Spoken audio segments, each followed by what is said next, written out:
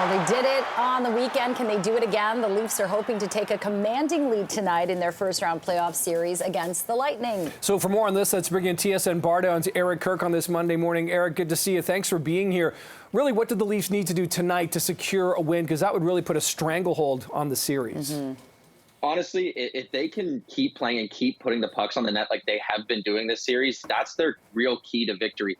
I think the Lightning and the Leafs will both agree that the Leafs were not the better team on Saturday night. They maybe played one good period out of the 4 that were played and still found a way to come away with a win. Andrei Vasilevskiy looks very human for what we've seen from him in past playoff performances.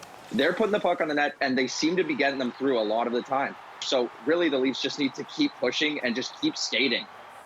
Yeah, absolutely. And Eric, the NHL is fining Sam Lafferty for cross-checking Lightning forward Ross Colton in the second period on Saturday night. How do we keep the Leafs out of the box for tonight's game?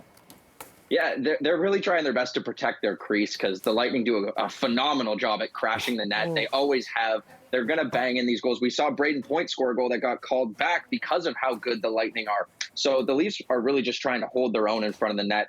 Sam Lafferty's stick got up a little higher than you would want. I'm sure higher than even he would want.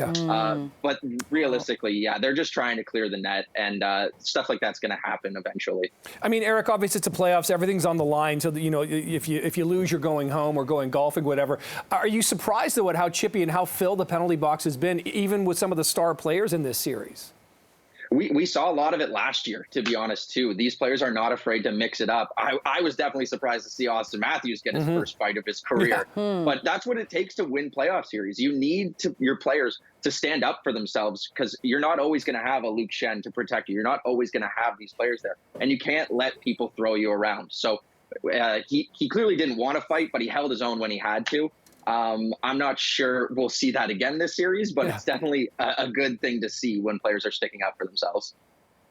Okay, and finally, Eric, do we have time for one more question?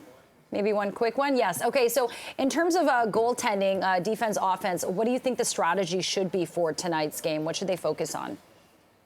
From the Leafs side, just keep the lines as they've been. Really, once Michael Bunting came out and Matthew Nyes came in, the Leafs have looked solid offensively. Those lines have gelled well together. And they're playing at a pace where if it's not broke, don't fix it. You've won the 2 games that you've had this lineup as.